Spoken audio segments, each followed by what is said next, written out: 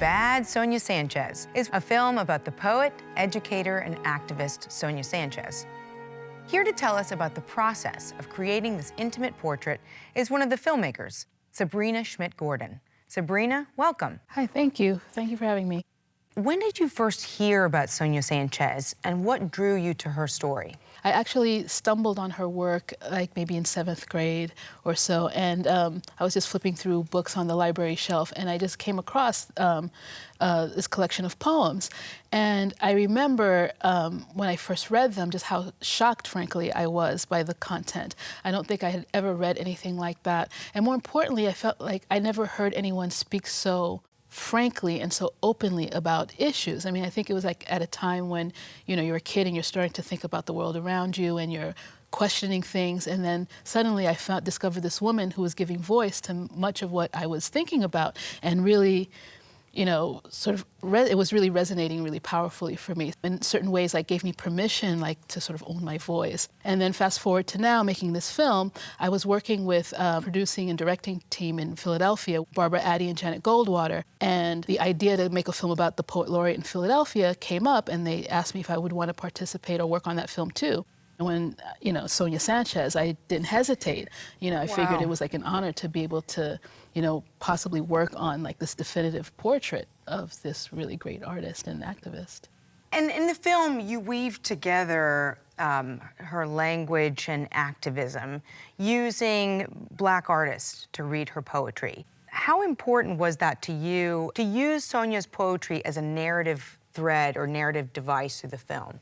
Being able to use her work as a narrative thread that sort of propels the story forward. It allowed us to get outside of a very chronological telling of her story, and it allowed us to explore like a range of her work as opposed to like one particular period. So we were able to really capture like sort of like the breadth of her work and and integrate it with her activism and with her personal life, all driven by the poetry, which I felt was really important to me because I wanted to find a creative way to tell the story, also to sort of work her poetry in so that people can sort of discover or rediscover her work. In terms of who we selected to read her poetry, we tried to find people who had some connection to Sonia, either as her contemporaries, like Nikki Giovanni, for example, or, you know, her mentees, like Ursula Rucker, and, you know, folks from the hip-hop generation, like Breon Bain, for example. Come into the schools, come into the abortion clinics, come into the prisons. You brown ones, you yellow ones, you black ones, you gay ones, you white ones, you lesbian ones, come to this battlefield called life, So we wanted to try to cast like a broad net of people who had some connection to Sonia and who frankly are performers and artists too, to really do justice to her work. How does the Black arts movement use language to promote the civil rights movement? Well, you know, it's interesting because Sonia talks a little bit about language and how it's used to provoke. And I think there's a line in there where she says, well, if we just came out and said, you know, by golly, by gee, we need equal rights, no one would have paid attention. So you really had to be raw and provocative to get people's attention and disrupt the status quo and to really shake people out of their sort of complacency. This was a migration.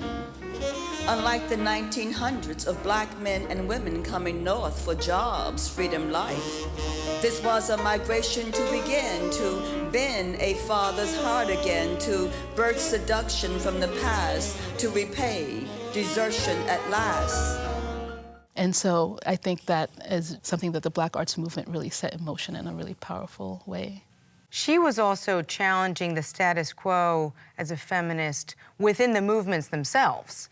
Why was it so important to you to highlight that piece of it and that tension? Whenever we can sort of highlight, you know, the work of a woman who is in a predominantly sort of male movement, or at least is thought of as male. Like when you think civil rights, you think men. You know, you think Black arts movement, you think men. So it's important to really, you know, highlight that there were women that were very much a driving force of these movements, and they need to get their due and their recognition.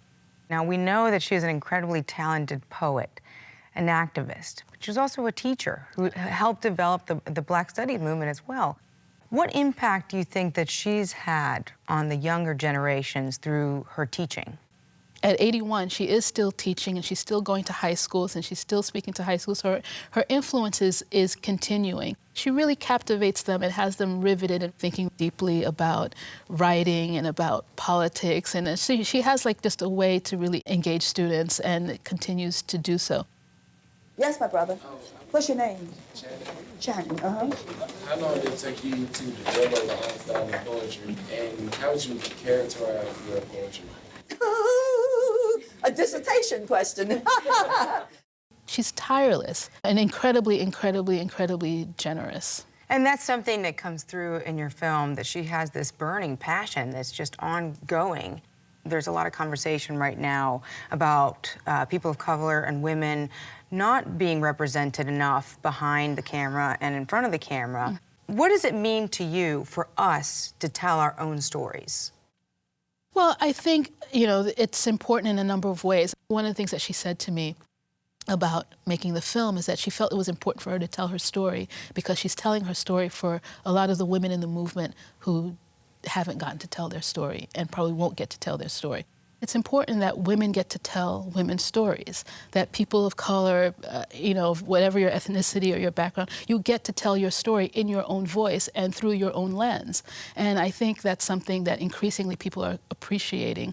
What do you hope that viewers are going to take away from this film? I hope people get to discover, who are not familiar with Sonia's work, get to discover it. And for those of us who, you know, maybe had some either fleeting or maybe deeper, you know, interaction with her work, get to revisit it. I hope that people see her as an example about what it looks like to be dedicated, what it looks like to take a stand for justice for all people, and to really organize your life around that kind of principle and live into that. That it's not something that it's not like a part-time gig, it's something that you live and breathe like all the time. And I think she's really inspirational. Thank you, Sabrina, for making this film that shines a light on Sonia Sanchez's life and her work and her art. Thank you so much. It was my privilege to do it. Thank you.